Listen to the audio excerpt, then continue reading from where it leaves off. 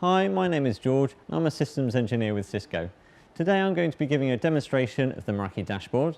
The Meraki Dashboard is the intuitive and easy to use management interface for all the Meraki cloud managed products. And we'll have a look at each one of those products. That's the wireless access points, switches, security appliances and mobile device management. So stick with me for the next 10 minutes and you'll get a good understanding of what Meraki is all about. In the demonstration, we're going to be looking at a live production network. In this case, we're going to be looking at the Cisco Cloud Networking Group's Meraki production network running in the US and other countries. We can see the locations on the map, and we can also see those networks' availability due to the color of the icons. On the right hand side, I have further information which I can expand. I can see things such as the types of networks as well as the network health over the last week. If I want to drill down, I can click on these icons and that will zoom in. These larger icons are aggregates of the networks in that area. So if I click this large red icon here, it will zoom in and I can zoom in again and again and again until I've gone from a global view to an individual building or device view to troubleshoot a problem. Now I can go in and have a look at the floor plan for the offices. So I'm going to do that now. And here I can now see all the access points in the office in San Francisco. I can display various metrics on this map, and at the moment I'm seeing the number of connected devices. If I hover over this access point, I can see the name, and if I click it, I go down and I see even more detail. So in just a few seconds I've gone from a global view to an individual access point in San Francisco. Here I can see its IP address, the channels it's using, the switch port it's connected to. I can also see things such as the clients that are connected, how long they've been connected for, and the amount of data they've been using.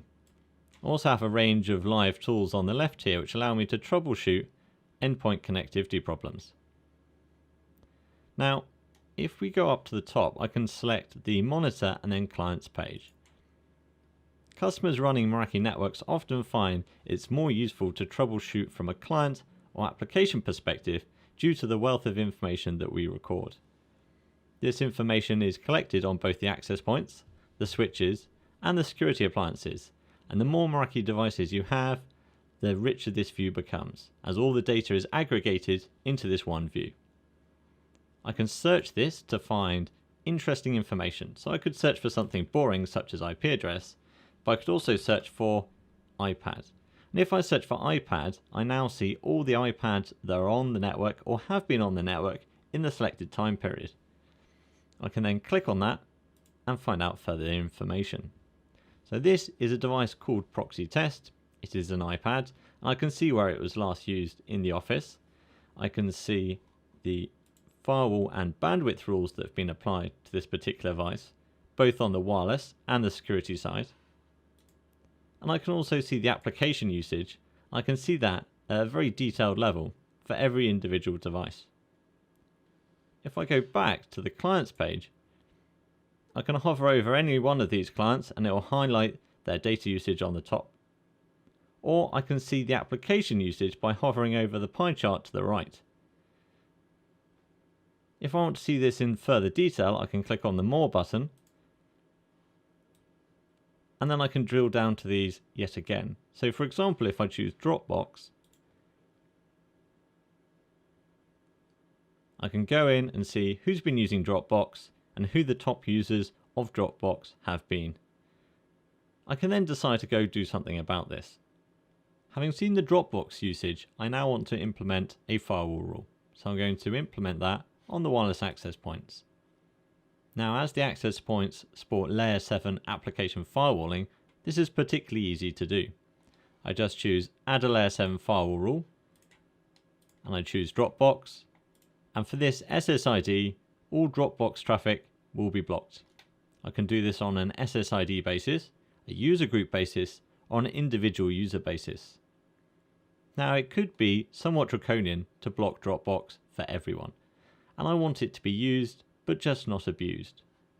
I'm going to delete my firewall rule and create a traffic shaping rule instead.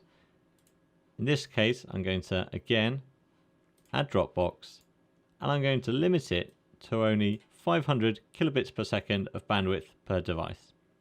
This way, users can still have access to a Dropbox, but they're not impacting the rest of my network.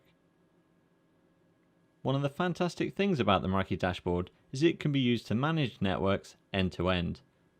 You can manage wireless, wired, WAN, and devices all through the same interface. Let's go and have a look at the Meraki switches. Again, we'll be looking at the Meraki switches in the office in San Francisco. Here I have a list of switches and I want to limit this to find the one I'm after. I'm after a switch on the 5th floor, on the north side of the 5th floor. And here I've managed to limit my view from 52 switches to just 7.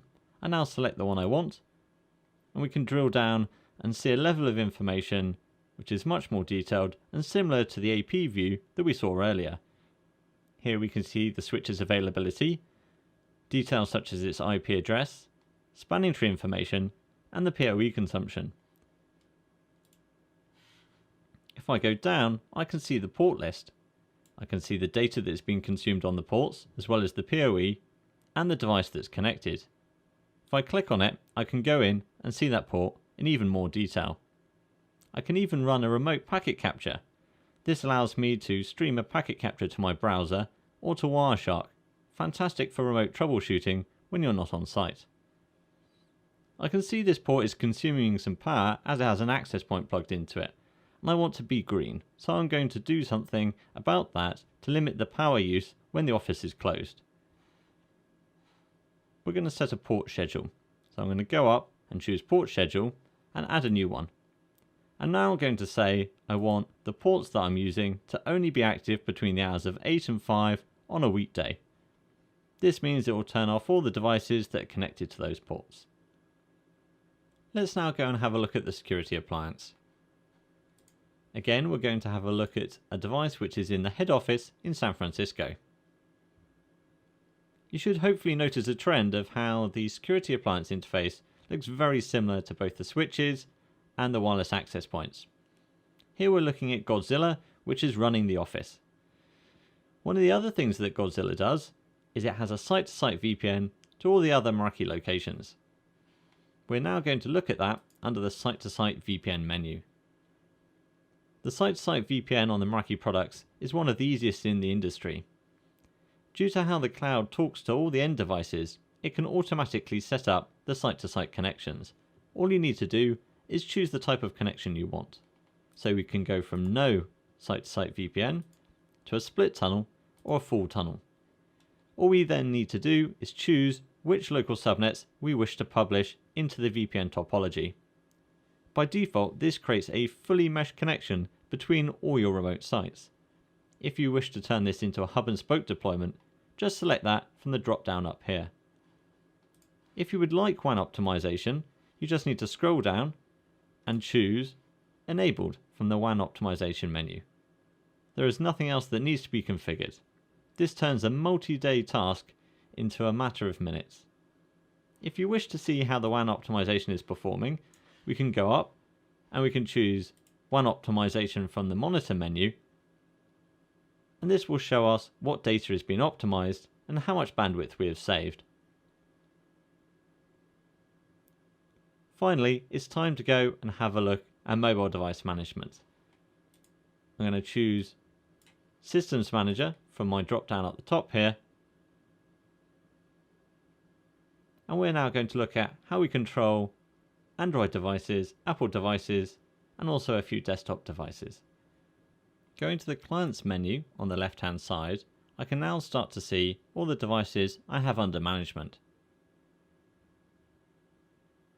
I can now search this, as I did previously, for devices I'm interested in. Here I want to search for an iPad. I'm going to select the iPad that interests me. And then I get to see, again, more information about this iPad, but I get further controls. For example, I could erase this iPad if it's been lost or stolen, selectively wipe it if it contains sensitive information, or I can go down and see what applications have been installed. If I want to install further applications, I can go to Mobile and then Apps. Here I can create a portfolio of applications I wish to push to mobile devices. If I click Add New, I can choose from the App Store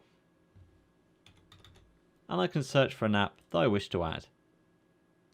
Here I can now choose to add the CNN app to my overall portfolio and choose which devices I want to push it to. This is just a short introduction into some of the powerful features available in Systems Manager. It includes other functions such as remote desktop control, the ability to disable or enable particular features on devices, and geofencing. If you wish to try this for yourself, Systems Manager is completely free and available from the Cisco Cloud Networking Group's Meraki website. Thank you very much for watching. That's the end of the demonstration. If you'd like to find out more, please try some of the other videos on our YouTube channel. Otherwise, visit the website meraki.cisco.com.